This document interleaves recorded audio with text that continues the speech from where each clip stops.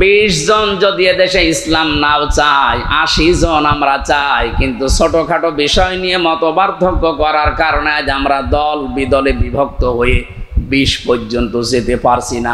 18, 17, 15। জেলখানার ভেতরে আমি ছিলাম মাওলানা মামুনুল হকের সাথে 3টা বছরই। উনি মাঝে মাঝে বলতেন, হামজা বাইরে থাকতে ভাবতাম কি আর ভেতরে এসে বুঝতেছি কি। এখন যে পাল্টিয়ে যাব, কে বুকে হাত বাঁধে, কে আমিন জোরে বলে, কে নবীকে দাঁড়িয়ে সালাম দেয়, কেউ বসে সালাম দেয়, ও সব বাদ। আল্লাহ একজন আছে, রাসূল একজন আছে, কোরআন আছে, কথা বিশ্বাস যারা করে তাদেরকে এক জায়গায় নিয়ে আসা লাগবে। ইহুদি, খ্রিস্টান, বৌদ্ধ, মুশরিক যারা, ওরা কিন্তু এই ধোঁয়াগুলো তুলে আমাদেরকে আজ আলাদা আলাদা করে রেখেছে। এই জন্য 80 জন হওয়ার পরও 20 জনের সাথে পারছি না। এই কথা বুঝেন? এই জন্য যেভাবে চলতেছে, আশা করছি কোরআনের এই আয়াতটা বাস্তবে আল্লাহ আমাদেরকে দেখাবেন। আরাআইতান নাসা ইয়াদখুলুনা ফি দীনিল্লাহি আফওয়াজা।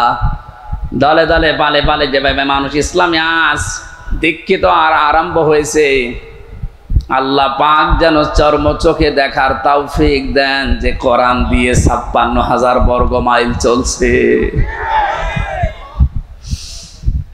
শোক এবং শান্তি শব্দ দুইটা। শোক 3টি বিষয়ের নাম, শান্তি 4টা বিষয়ের নাম। বাস্তবে ছোট জীবনে বহু দেশ আমি ঘুরেছি। আমি আকিস গ্রুপে চাকরি করতাম খতিব হিসাবে। ওনারা একটা ভিসা লাগিয়ে 27টা দেশ আমারে একবারে ঘোরানোর ব্যবস্থা করে দিয়েছিল। যদিও 3 বছর জেলে থাকার কারণে আমার ভাগ্য হয় নাই, তারপরও আমার ব্যক্তিগতভাবে বহু দেশে আমি গেছি।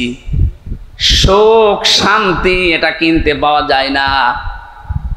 আল্লাহ পাক সুখ এবং শান্তি নিজের পক্ষ থেকে দান করেন।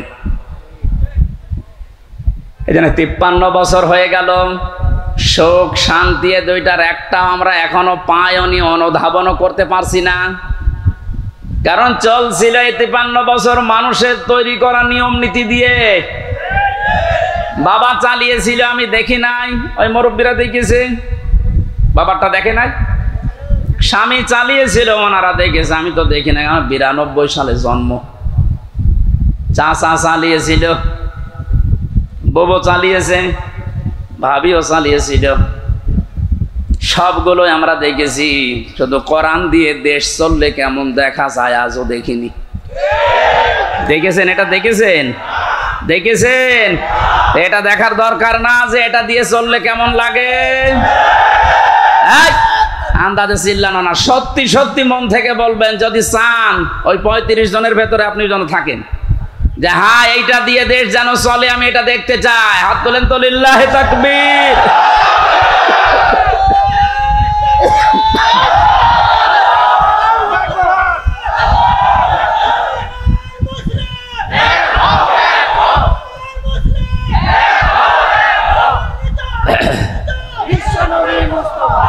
আলহামদুলিল্লাহ ভাই, দরুদ আর সালাম পড়ছে আমাদের নবী মুহাম্মদুর রাসূলুল্লাহ সাল্লাল্লাহু আলাইহি ওয়াসাল্লামের প্রতি। 7টা নামে আল্লাহ তাকে পুরা কোরআনে স্পেশাল ভাবে ডাক দিয়েছেন। কয়টা? 7টা। 1 নম্বরে নাম দিয়েছেন ইয়াসিন। ইয়া হরফে নেদা, ইয়া মানে হে, সিন মানে সাজ্জেদ। তাফসিরে কাবীর আল্লামা ফখরুদ্দিন রাজি রহমতুল্লাহ আলাইহি উনি ব্যাখ্যা করতে গিয়ে সিনের অর্থ দিয়েছেন 5টা। আমি গতানুগতিক কথা বলি না। যারা আছেন যদি হেদায়েতের নিয়তে কথা শোনেন, আমি আশা করছি কোরআন আপনাকে পথ দেখাবে। আর কোরআন শরীফ যদি কাউকে হেদায়েত দিতে না পারে, ও যেন বিশ্বাস করে ওর কপালে আর হেদায়েত নেই।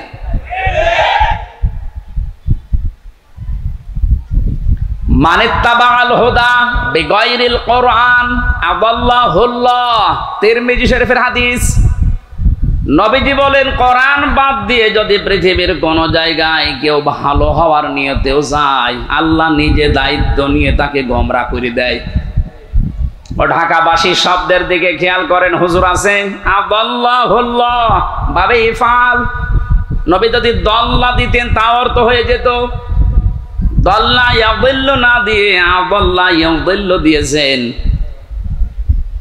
দাল্লা শব্দটার বাংলা অর্থ হচ্ছে আপনি নিজেই নিজেকে খারাপ বানিয়ে ফেলেছেন, আর আদাল্লা মানে আল্লাহ নিজে দায়িত্ব নিয়ে আপনাকে নিজে খারাপ বানিয়ে দিয়েছে। এ কথাটার অর্থ কি? কোরআন যেখানে নেই ওই জায়গায় যদি কেউ ভালো হওয়ার নিয়তেও যায়, ওকে খারাপ বানাবে হামজা কে? বলেন বলেন। হেদায়েত দেওয়ার একচ্ছত্র মালিকানা কার? দুনিয়ার কারো হাতে আল্লাহ দিয়েছেন, এমনকি নবীর হাতেও দেন নাই। এই জন্য নবী নিজের চাচা কেউ পারে নাই। এই হাদিস দ্বারা বোঝা যায় কোরআন যেখানে নেই ওই জায়গায় যদি আপনার নিয়ত ভালো থাকে, আল্লাহ কিন্তু আপনাকে ছাড়বে না। আপনি গেলেন কেন? এর বাস্তব প্রমাণ বাংলাদেশের মাজারগুলো।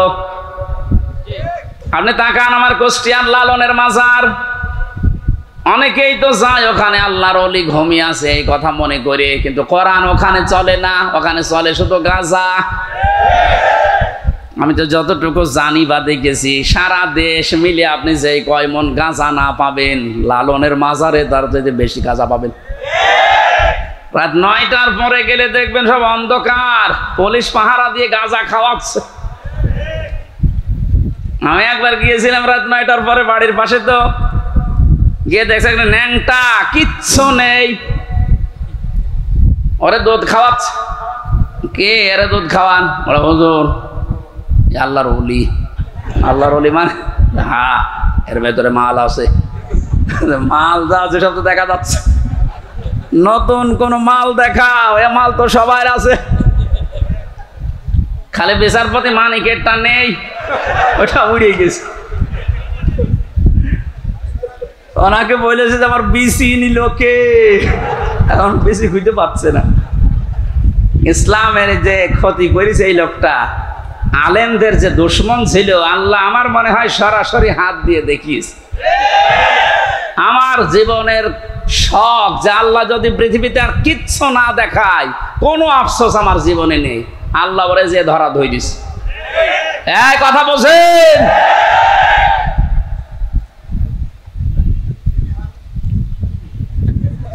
এই লোকটার সম্পর্ক আমি শুনেছি জেলখানায় থাকতে ওই ছোট হুজুরটা আমার সাথে ছিল, ওই যে রফিকুল ইসলাম মাদানি, 2 মাস ছিল।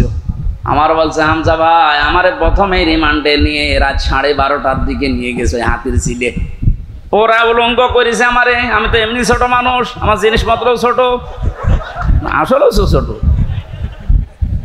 আমারে নিয়ে পুরা উলঙ্গ করে একটা সিগারেট হাতে ধরিয়ে দিল।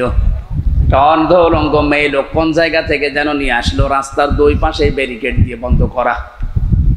এটা কোরআন শরীফ আমার সামনে, একেবারে সত্য বলছি। আমাকে যা বলেছে ওই ফাঁসির কয়েদখানায় তাই বলছি। অর্ধ উলঙ্গ মেয়ে লোকটা আমার পাশে দাঁড় করিয়ে ছবি তুলছে আর বলছে এটা সকালে ছেড়ে দেব, দেশের মানুষ বুঝবে যে হুজুর কেমন। এত অসহায় লাগছিল ওই সময়, আমি তো এমনিতে ওদের সাইজে চাইতে একেবারেই ছোট, আর মেয়েটা আমার ওর কাঁধ পর্যন্ত আমি অর্ধ উলঙ্গ, কোথা থেকে যেন ভাড়া করে নিয়ে এসেছে। আমার হাতে সিগারেট দিয়ে যেটার গন্ধ শুকলে আমার বমি আসে, ওইটা ধরিয়ে নিজে 2 টান দিয়ে আমার কাছে দিয়ে বলছে এভাবে ধরে থাক, অস্ত্র তাক করা আছে, কিচ্ছু করার নেই। ছবি তুলছে, এটা ছেড়ে দেব সকালে। আমি যেহেতু মজলুম আর বিশ্বাস করি মজলুমের দোয়া কবুল হয়, ইত্তাকি দাওয়াতাল মাজলুম। নবীজি বলেন দুনিয়াতে আর যাই করো মজলুমের বরদোয়া থেকে নিজেকে বাঁচিয়ে রেখো। ফাইন্নাহা লাইসা বাইনাহু ওয়া বাইনাল্লাহি হিজাব, কারণ মজলুমের মাঝে আর আল্লাহর মাঝে কোনো পর্দা থাকে না। ওই হাতির ঝিলের ওই পানির পাশে দাঁড়িয়ে আল্লাহর কাছে বলেছিলাম, মাবুদ যে অবস্থা করছে আমার তো কিচ্ছু করার নেই, তুমি দেখতে পাচ্ছ। এক এসআইকে ডাক দিয়ে বললাম, ভাই আপনারা যা করছেন আমার সাথে, এ কি হারুন স্যার জানে? বলে জানে না মানে? উনি তো করাচ্ছে। যেই বলেছে উনিই করাচ্ছে, কারণ রিমান্ডে উনি তো মাঝে মাঝে এসে আমারে প্রশ্ন করতো, তখন কি ফেরেস্তার মতো কথা বলতো, অথচ ভেতরে ভেতরে ওই এত খারাপ অবস্থা আমার করলো। আল্লাহ তুমি সব দেখেছো, আমারে যেভাবে ওরা অপমান করেছে ওকেও এইভাবে করো। আমার মনে হয় আল্লাহ কারেন্টের মতো ওর দোয়া কবুল করেছে। দেখেছেন না, ও এখন 3 ইঞ্চি। কয় ইঞ্চি? সারা দুনিয়া এখন জানে, ওর নাম অনেকে জানে না, কিন্তু ও যে 3 ইঞ্চি ও সবাই জানে, মহিলারা পর্যন্ত জানে যে 3 ইঞ্চি। ছোট হুজুরের দোয়াটা একেবারে মাসলুম, যেহেতু আল্লাহ কবুল করে দুনিয়ায় দেখিয়েছে, পরবর্তী কি করবে সেটা আল্লাহ ভালো জানে।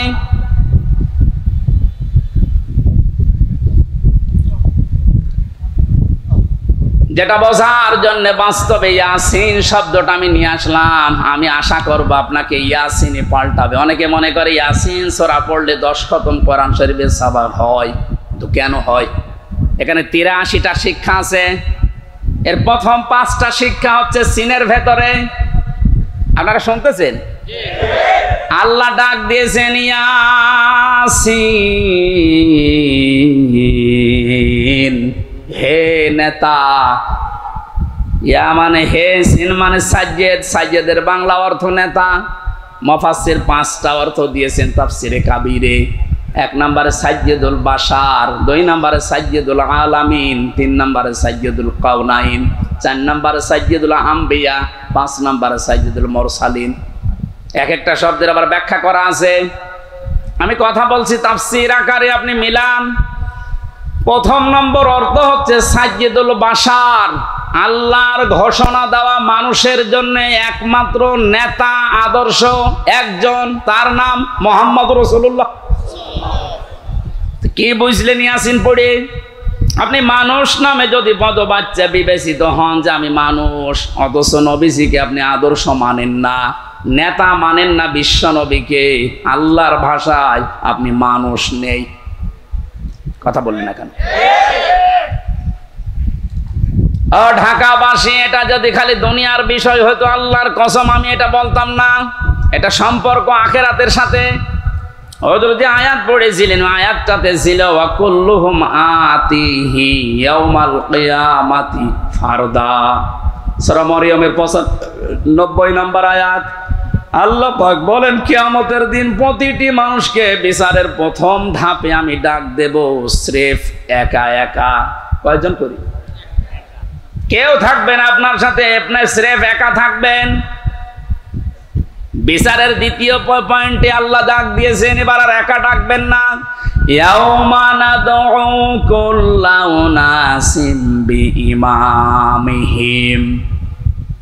সূরা বানী ইসরাঈল 72 নম্বর আয়াতের প্রথম অংশে আছে, আল্লাহ বলেন কিয়ামতে প্রতিটি মানুষকে আবার বিচারের দ্বিতীয় ধাপে, আমাদের যেমন প্রথম সিএমএম কোর্ট, এরপরে জজ কোর্ট, প্রথমে আল্লাহ আপনাকে একা ডাকবে, দ্বিতীয় সিস্টেমে যে একা না, আপনার নেতা সহ ডাকবে। কে সহ? আপনার নেতা সহ আল্লাহ এবার ডাক দেবেন।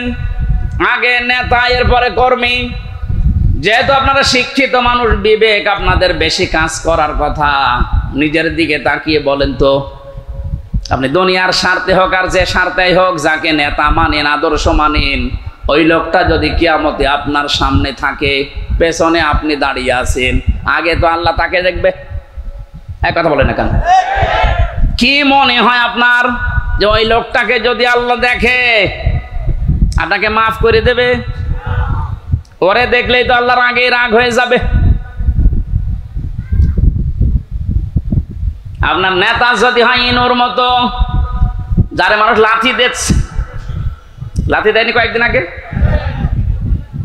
আপনার নেতা যদি হয় মেননের মতো, যারে মানুষ পচা ডিম খাওয়াচ্ছে, কি মনে হচ্ছে আপনার শুধু হাসির খোরাকি না, বাস্তবে নিয়ে যান।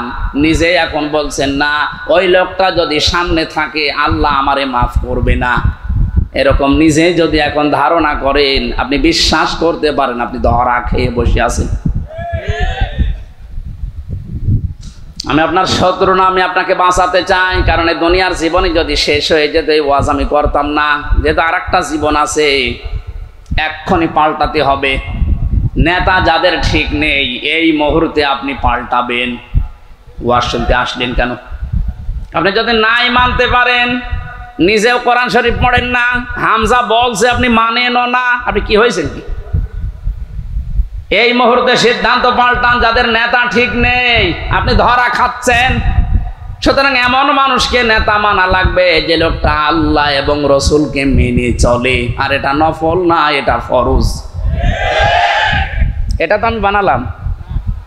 সূরা নেসা 5 নাম্বার পারার 6 নাম্বার পৃষ্ঠার 9 নাম্বার লাইনের 59 নাম্বার আয়াতের প্রথম অংশে আছে।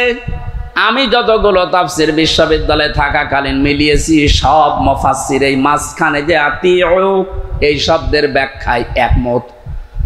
আল্লাহ পাক বলেন, ইয়া আইয়ুহাল্লাযীনা আমানু আতিউল্লাহা ওয়া আতিউর রাসূলা ওয়া উলিল আমরি মিনকুম। ওহে যারা ঈমানের দাবি করো তাদেরকে বলছি, আমি আল্লাহর আনুগত্য করো, আমার রাসূলের ইতাআত করো, আনুগত্য করো। এই দুইটা জায়গার আগেই দেখবেন আতিউ এই ফেল আছে, ভার্ব, এটা ক্রিয়া। এটা আল্লাহ নবীজির নামে আর নিজের নামে রেখেছেন, কিন্তু উলিল আমরি মিনকুম এর আগে আতিউ দেননি। সব মুফাসসির একমত, আল্লাহ রাসূলকে মানতে হবে, কোনো প্রশ্ন করা যাবে না। কথা বলে না কেন? আল্লাহ রাসূলের পরে কিয়ামত পর্যন্ত যারা নেতৃত্ব দেবে দুনিয়ায়, যে মানুষগুলো এই পৃথিবীর নেতৃত্বে আসবে, উলিল আমর যারা, তাদেরকে যদি মেনে চলতে হয় নেতা হিসাবে, অবশ্যই দেখা লাগবে এরা আল্লাহ রাসূলকে মেনে চলে কিনা। যারা আল্লাহ রাসূলকে মেনে চলে না তাদের জন্য রাজনীতি করা জায়েজ নেই। নেতা হওয়া, নেতৃত্ব দেওয়া, তাদের নেতৃত্ব মেনে নেওয়াও জায়েজ নেই। এটা রাজনীতি মনে করে যদি চলে যান আপনার কপালে আগুন লাগবে। সূরা বাকারার 124 নাম্বার আয়াত, وَإِذِ ابْتَلَى إِبْرَاهِيمَ رَبُّهُ بِكَلِمَاتٍ فَأَتَمَّهُنَّ قَالَ إِنِّي جَاعِلُكَ لِلنَّاسِ إِمَامًا। হযরত ইব্রাহিমের কথা স্মরণ করো, আল্লাহ নিজে বলছেন, আমি পদে পদে তাকে বাক্য দিয়ে পরীক্ষা করেছিলাম। যতগুলো পরীক্ষা ইব্রাহিমকে নিয়েছি, পড়া কোরআন শরীফে আমি পেয়েছি, ইব্রাহিম নবীকে আল্লাহ পরীক্ষা করেছিলেন 50টা। কয়টা বলেন বলেন? 50টা পরীক্ষায় তিনি উত্তীর্ণ, একটাও ফেল করেননি। আল্লাহ রাব্বুল আলামিন এত খুশি হয়েছিলেন, তিনি ডাক দিয়েছেন, ইব্রাহিম আমি তোমাকে মানব জাতির জন্য নেতা বানিয়ে দিলাম। হযরত ইব্রাহিম বলেছিলেন, হে আল্লাহ, এই যে নেতৃত্ব দেওয়ার গুণাবলী, নেতা হওয়া, এটা কি শুধু আমি একাই পেলাম? ক্বালা ওয়া মিন যুররিয়াতি, নাকি আমার সন্তানাদি যারা দিয়া কিয়ামত পর্যন্ত আসবে এরাও কি নেতা হতে পারবে? আল্লাহ সঙ্গে সঙ্গে সাফ ঘোষণা দিয়েছেন, ক্বালা লা ইয়ানালু আহদিজ জালিমিন। ইয়ানালু এটা মোজারে, বর্তমান, ভবিষ্যৎ, প্রেজেন্ট, ফিউচার। আল্লাহ পাক বলেন তোমার সন্তানাদি কিয়ামত পর্যন্ত যারা আসবে তারা নেতা হতে পারবে, নেতৃত্ব দিতে পারবে, ইমাম হতে পারবে, কিন্তু জালেমদের জন্য আল্লাহর এই ওয়াদা নেই। ইয়াতে মুফাসসিরিন ইকরাম ফি জিলালিল কোরআনে লিখেছেন সাইয়্যিদ কুতুব, যে দুনিয়ায় যারা জুলুম করে, সে নিজের উপরে হোক, পরিবারের উপরে হোক, সমাজের উপরে হোক, রাষ্ট্রের উপরে হোক, জনগণের উপরে হোক, যারা জুলুম করবে তাদের জন্য নেতা হওয়া, নেতৃত্ব দেওয়া, রাজনীতি করা জায়েজ নেই, হারাম। অথচ বাংলাদেশে তো উল্টা, যে যত বড় জালেম সে তত বড় নেতা। বেশি বলে ফেললাম? কিছুই বেশি হয়নি, কম হয়েছে। আহাদিস জালিমিন দিয়েছেন আল্লাহ, জালেমদের জন্য কোনো ওয়াদা নেই। আর তারা এখন বড় বড় নেতা হয়। 15 বছরে তারাই আমাদেরকে বলেছিল তোমরা মসজিদে থাক, খানকায় থাক। আর এই ময়দানটা আমরা 2000 টাকা যদি বাজেট হয়, 5 টাকা খরচ করে 1995 টাকা খেয়ে ফেলে। এক একটা প্রকল্পের জন্য 3 বার, 5 বার, 7 বার, 10 বার, 11 বার করে বাজেট হয়। এক একজনের যে টাকা পাচারের এই যে এখন দেখছি, আমার মনে হয় যদি কিয়ামত পর্যন্ত হায়াত পেত এই লোকটা, এত টাকার মালিক হওয়া ওর দ্বারা বৈধ পথে সম্ভব না।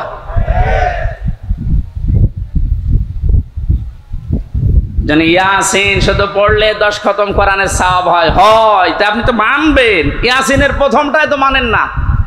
এই নেতৃত্বের কথা বললেই বলে রাজনীতি। আরে ভাই, রাজনীতি মানে রাজনীতি এটা কোরআনের পাঠ না?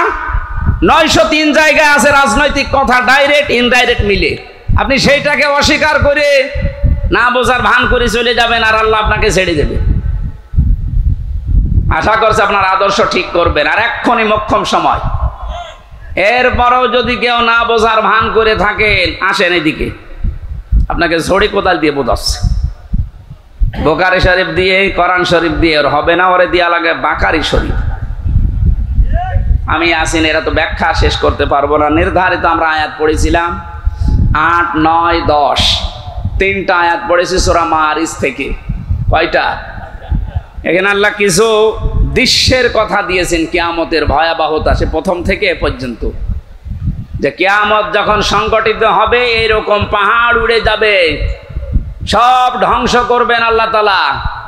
একথা বলতে বলতে এই কঠিন মুহূর্ত যখন তৈরি হবে, এই মুহূর্তে মানুষের অবস্থা কি হবে আজকের আলোচনার বিষয়। এজন্য আমি মিলিয়েছি মুক্তিপণ। এটা বানিয়েছিলাম জেলখানায় থাকতে। জনাব এটিএম আজহারুল ইসলাম নাম শোনেননি? এই লোকটা এখনো পর্যন্ত জেলে আছে। উনি একদিন একটা বই পাঠিয়েছিল, মুক্তিপণ, লেখক সৌদি আরবের।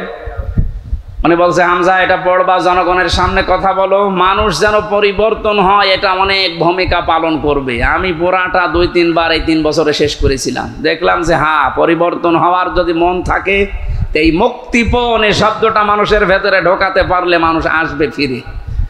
আল্লাহ কিয়ামতের একটা বিশাল কঠিন ভয়াবহ দৃশ্যের কথা নিয়ে আসতে গিয়ে এই জায়গায় আমাদের কাছে এসে থামলেন। একটা মিলাবেন নিজের সাথে। এবার আল্লাহ রাব্বুল আলামিন বলেন, ওয়ালা ইয়াসআলু হামিমুন হামিমান ইউবাসসারুনাহুম। সেদিন শহীদের পরিচয় দেবে না। এই যে হামিমুন মানে অন্তরঙ্গ বন্ধু, শহীদ বলা হয়। একে অন্যের যখন দৃষ্টিগোচর করা হবে, একে অন্যের সামনে যখন নিয়ে আসা হবে, কেউ কারো পরিচয় দিতে চাইবে না।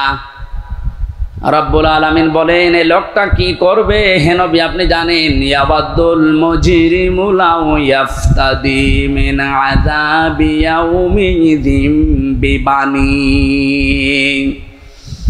এই লোকটা মুক্তিপণ হিসাবে নিজের সন্তানকে প্রথমে আল্লাহর কাছে বলবে, আল্লাহ এটা দিয়ে দিলাম, আমার এই ছেলে মেয়ে দিয়ে দিলাম, আপনি আমাকে বাঁচান আজকে। আমি আয়াতটা পড়ার পরে মিলিয়েছিলাম আমার ফারিহার সাথে। আমার এই ছোট মেয়েটা আমি জেলখানায় যাওয়ার আগে 1 বছর বয়স ছিল, এখন ওর বয়স 4 বছর। ওর কথা যখন মাঝে মাঝে মনে হতো, আমি একটার সাথে মিলাতাম যে বিবানি, আল্লাহ কিয়ামতের দিন সন্তান মানুষ দিতে চাইবে মুক্তিপণ হিসাবে। তো এটা তো আমার সাথে মিলছে না। আমি আয়না ঘর থেকে শুরু করে ডিবি অফিসে এই মাটির নিচে গুম হওয়া থেকে শুরু করে জেলখানার এই ফাঁসির কন্ডেম সেলে থেকে বিচ্ছিন্ন ছিলাম, যোগাযোগ কষ্ট পেয়েছি। কিন্তু আমার মেয়েটাকে আমি যে ভালোবাসি এখনো পর্যন্ত, আল্লাহ রসুলের পরে পৃথিবীতে সবচাইতে বেশি ভালোবাসি এখনো আমার ওই ছোট মেয়েটাকে। আল্লাহ নিজে তৈরি করে দিয়েছে। অথচ আল্লাহ বলছেন, ফারিহাকেও কিয়ামতে হামজা তুই বলবি যে এটাও দিয়ে দিলাম, আমারে বাঁচাও। এটা আমার তো বিশ্বাস হচ্ছে না যে না এটা হবে না, এটা হওয়া কথা না। আল্লাহ বলেন শুধু ফারিহাকে না, ওয়াসাহিবাতিহি ওয়া আখি, মানুষ তার স্ত্রী এবং তার ভাইকে পর্যন্ত মুক্তিপণ দিতে চাইবে। ফাসিরাতি হিল্লাতি তওবি, শুধু স্ত্রী আর ভাই না, নিজের জ্ঞাতি গোষ্ঠী যারা তাকে আশ্রয় দিত, প্রশ্রয় দিত, সামাজিকভাবে, রাজনৈতিকভাবে, পারিবারিকভাবে, গোষ্ঠীগতভাবে যারা তাকে বিপদে পড়লে আশ্রয় দিত, এদেরকেও বলবে আল্লাহ এদেরও দিয়ে দিলাম। এটা আজকে আমি মিলালাম হাজী সেলিমের সাথে। যেভাবে গালিগালাজ করছিল কোর্টে তোলার সময়, কত টাকার মালিক আপনি বলেন তো হাজী সেলিম। অথচ যে গাল আজকে খেয়েছে, যে ডিম খেয়েছে, তাও এতগুলো প্রশাসনের মানুষ পাহারা দেওয়ার পরেও ও আজকে হাও মাও করে কাঁদছিল ইজলাসে দাঁড়িয়ে। ও তো মনের ভেতরে এইটা আসছিল, কি করলাম, যা দুনিয়ায় আছে সব আজকে দিয়ে বলো জজ সাহেব আপনি আমারে শুধু মুক্তি দিয়ে দেন। ওর এই কান্নার ভেতরে এই আওয়াজই ভেসে আসছিল। জামিন নামঞ্জুর করে জেলে পাঠিয়েছে। আল্লাহ বলেন জ্ঞাতি গোষ্ঠী ও ফাসইলাতি হিল্লাতি তবে এই ফাসইলাতির শব্দের ভেতরে তিনটা বিষয় আছে ইবনে কাসিরে। তো ওবের ভেতরে দুইটা অর্থ আছে। আল্লাহ পাক বলেন এই পৃথিবীতে ও আপন মনে করে যে মানুষগুলোর যার কাছে যেত, যারা আশ্রয় দেবে বলে বিশ্বাস করত, এই মানুষগুলোকেও কিয়ামতে বলবে আল্লাহ জ্ঞাতি গোষ্ঠী দলের লোক সব নেতা খাতা দিয়ে দিলাম, আমাকে তুমি একটু মুক্তি দাও। আল্লাহ বলেন এতটুকু না, আর একটা আছে ওমাং ফিল আরদি জামিআ। ওর দুনিয়ায় যত স্থাবর অস্থাবর সম্পদ ছিল, যত সম্পদের মালিক ছিল সব আমাকে দিতে চাইবে, শুধু বলবে সুম্মায়ুজি, আমি মুক্তি চাই। আমি কি চাই? এটা শুধুমাত্র মনে হয় হাজী সেলিমের জীবনে, আমাদের জীবনে এরকম সময় আসবে না? এক কথা বলুন। প্রত্যেকের জীবনে অপেক্ষা করছে। আমি আমার ফারিহাকে, আমার স্ত্রী তামান্নাকে, আমার ভাই নেই, আমার বোন আছে রুনাকে, আমার জ্ঞাতি গোষ্ঠীর 100 জনের 98 জন আওয়ামী লীগ করতো, এখন পুরা পাল্টিয়ে গেছে। এখন বলছে আমরা কিছু করি না। এই পর্যন্ত না, আমার যত সম্পদ আল্লাহ দিয়েছেন আমার বাবা আর আমার সব আমি একটা একটা করে আল্লাহকে আমি দিতে চাইবো, শুধু বলবো আল্লাহ তুমি আজকের এই কঠিন দিন থেকে আমারে বাঁচাও। আল্লাহ দিনের পরিচয়টা একটু দিয়েছেন কোরআনে, ফাকাইফা তাত্তাকুনা ইন কাফারতুম ইয়াউমা ইয়াজআলুল ওয়িলদানা শিবা। হে নবী, কিয়ামত আমি কেমন ভাবে বানাবো জানেন? যুবক মানুষ কিয়ামতের দৃশ্য দেখে বিদ্ধ হয়ে যাবে। ও ঢাকাবাসী, একটা মানুষ বুড়ো হয়ে যায় কখন? 60 বছর, 70 বছর, 80 বছর সময় লেগেছে, কিন্তু এমন দৃশ্য সালসালা আল্লাহ নিজে বলছেন আমি বানাবো। আমার মতো হামজা 32 বছর বয়স, সঙ্গে সঙ্গে সেকেন্ডের ভেতরে বুড়ো হয়ে যাব। এ কঠিন ময়দানে আল্লাহ ঘোষণা দেবেন কাল্লা, কখনো না, কখনো না। যতগুলো দিতে চাইলে মুক্তিপণ একটাও নেওয়া হবে না। ইন্নাহা লাযা, তোরে আমি লাজাই দেব। কোন জায়গায়? প্রশ্ন আসতে পারে লাজা কি? এখানে যারা আছি আমরা অনেকেই জানি জাহান্নাম 7টা, জান্নাত 8টা। আমি কোরআনে কারিমে পেয়েছি লাহা সাবাতু আবওয়াব লিকুল্লি বাবিম মিনহুম জুজুম মাকসুম। সূরা হিজরের 44 নম্বর আয়াতে আছে আল্লাহ পাক বলেন জাহান্নামের দরজা 7টা। যে যে অপরাধ করবে আল্লাহ তাকে ওই দরজা দিয়ে ওই জাহান্নামে প্রবেশ করাবে। তাহলে জাহান্নাম একটা, এর দরজা 7টা। কয়টা? এটা মনে হচ্ছে কোন স্কুল না? এখানে 1 থেকে মনে করেন 5 পর্যন্ত পড়ানো হয়। প্রত্যেকটি ক্লাসে আলাদা আলাদা রুম আছে, কিন্তু মানে বিদ্যালয় বা শ্রেণী এতো একটাই বলা হয় যে বিদ্যালয় বা মাদ্রাসা, স্কুল যাই বলেন স্কুল। এই স্কুলের 5টি স্তর আছে 1 থেকে 5 পর্যন্ত। যে যেই ক্লাসে পড়ে সে দরজা দিয়ে প্রবেশ করে ক্লাস করে বাড়ি চলে যায়। 3তে পড়ে 5-এ গিয়ে ক্লাস করতে পারবে। এটা যেমন সহজে বুঝলেন। আল্লাহ পাক জাহান্নাম বানিয়েছেন একটা, স্তর বানিয়েছেন এরকম 7টা। দুনিয়ায় যে যে ধরনের অপরাধ করবে তাকে ওই দরজা দিয়ে প্রবেশ করিয়ে শাস্তি দেবে। এর 1ম নম্বর দরজার নাম হচ্ছে হুতামা, খুব ভয়ঙ্কর জেলাজা। আল্লাহ বলেন এই যে মানুষগুলো মুক্তিপণ হিসাবে কিয়ামতের কঠিন দৃশ্য থেকে দিতে চাইবে, দিতে চাইবে, দিতে চাইবে, আমার আওয়াজ হবে কাল্লা না, ইন্নাহা লাযা, তোর এই লাজার দরজা দিয়ে প্রবেশ করাবো। এটা কেমন জায়গা হে নবী আপনি জানেন? নাজ্জাআতাল লিশাবা, এখানে ঢুকলে আগে মানুষের চামড়া খসে যাবে। শাওয়া শব্দের শাব্দিক অর্থ বেশি ইবনে কাসিরে, হাড় টুকরা টুকরা করলে যেভাবে খণ্ড বিখণ্ড হয়ে যায়, উপরে বাড়ি দিলে হাড় যেভাবে খণ্ড খণ্ড হয়ে যায়, এইরকম জায়গা এটা। বাংলাদেশ সহ বিশ্বের যত কঠিন জায়গা আছে, শুধু যেখানে কারেন্টের শর্ট দিয়ে মানুষকে গলিয়ে ফেলা হয় এইটা বাদ দিয়ে এদেশে এমন কোনো রিমান্ডের জায়গা নেই যেখানে গেলে চামড়া আগেই খসে যায়। আমারে বহুবার বলেছিল যে এই যে এইগুলো আমরা তুলি, অস্ত্র নিয়ে এসেছিল বিভিন্ন মেশিন, যে এই যে নখ আমরা তুলে ফেলি এইটা দিয়ে, কিন্তু ওটা দেওয়ার পরে এরপরে টান দেবেন, এরপরে উঠবে, তাছাড়া ধরে রাখলে ওঠে না। অথচ আল্লাহ নাজ্জাআতাল লিশাওয়া দিয়েছেন, লাজায় প্রবেশ করার সঙ্গে সঙ্গে মানুষের চামড়া আর এই নখগুলো উঠে চলে যাবে। এবার আপনি ভাবেন তো বাস্তবতা নিয়ে যে কিরকম জায়গা এটা, যেখানে প্রবেশ করলে আগে চামড়া খসে চলে যায়, নখ উড়িয়ে যায়। আল্লাহ বলেন কঠিন ভয়ঙ্কর জায়গায় কাদেরকে ডাকবে জানো? তাদউ মান আদবারা ওয়া তাওয়াল্লা। এই দুনিয়ায় যেই মানুষগুলোকে সত্যের দিকে আহ্বান করা হয়েছে, এরা সত্যের কথা শোনার পরে অহংকার করে এদবার করেছে, মুখ ফিরিয়ে নিয়েছে। আমার মনে হয় আয়াতের বাস্তবতা বাংলাদেশে সবচাইতে বেশি। এত কোরআনের কথা আলোচনা পৃথিবীর কোনো জায়গায় হয় না। এত আলোচনা হওয়ার পরে, সত্যকে সত্য জানার পরেও যারা ঘাড় ঘুরিয়ে অহংকার করে চলে যান, আপনার জন্য আল্লাহ লাজা প্রস্তুত করে রেখেছে। ইহুদি খ্রিস্টানদের আমরা প্রতিদিন 17 বার করে বরদোয়া দেই। কতবার? এই যে গায়রিল মাগদুবি আলাইহিম ওয়ালাদ-দাল্লিন, দুইটা জাতির কথা আছে, ইহুদি আর খ্রিস্টান। বারবার আল্লাহকে বলা হচ্ছে, আল্লাহ এদের পথ আমাদেরকে দেখিও না, এরা অভিশপ্ত। এরা অভিশপ্ত না? আমি তাফসিরে পড়েছি কেন আল্লাহ এদের নাম দিলেন।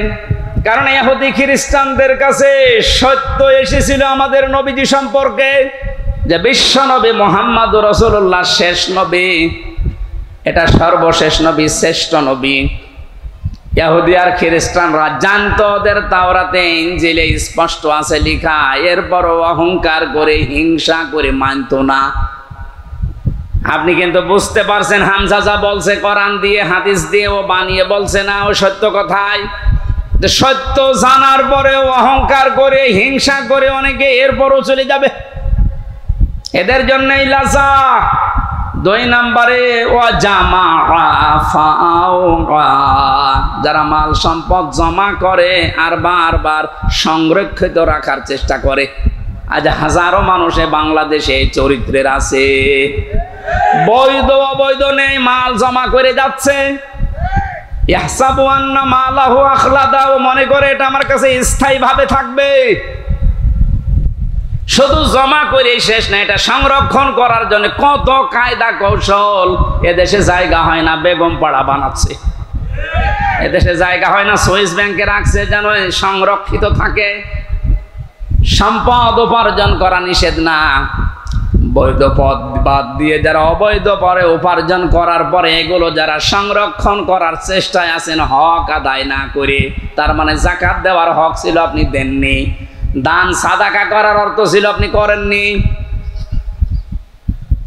বৈধ বৈধ না ভেবে শুধু জমা করা, শুধু জমা করা, এভাবে যারা জমা করে গিয়েছেন আর সংরক্ষিত রাখার জন্য চেষ্টা চালিয়েছেন, আপনার জন্য লাজা। আমাকে সহ যারাই শুনলাম, আল্লাহ তুমি লাজা থেকে আমাদেরকে বাঁচাও, বলেন আমিন। বাংলার মুসলমানেরা, পৃথিবীর জমিনটা আপনি যদি বদ্ধ জায়গায় কিছুদিন থাকেন, আপনার কাছে স্পষ্ট ধারণা চলে আসবে মাটির নিচে সরকার আমাদেরকে দিয়ে লস হয়নি, আমার কষ্ট হয়েছে, লস হয়নি। দুনিয়ার জীবনটা আগে যে দৃষ্টিতে দেখতাম, পুরা দৃষ্টি আমার পাল্টিয়ে গেছে।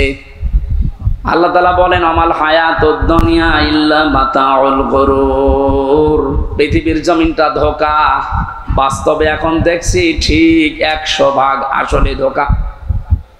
আপনার মা বাবা ধোঁকা, স্ত্রী ধোঁকা, সন্তানাদি ধোঁকা, আপনার নেতা খেতা দলের লোক সব ধোঁকা।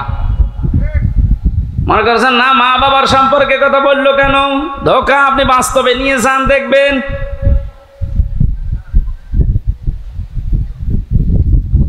স্ত্রী ধোঁকা, এটার বাস্তবতা আমরা সবাই কম বেশি টের পাচ্ছি।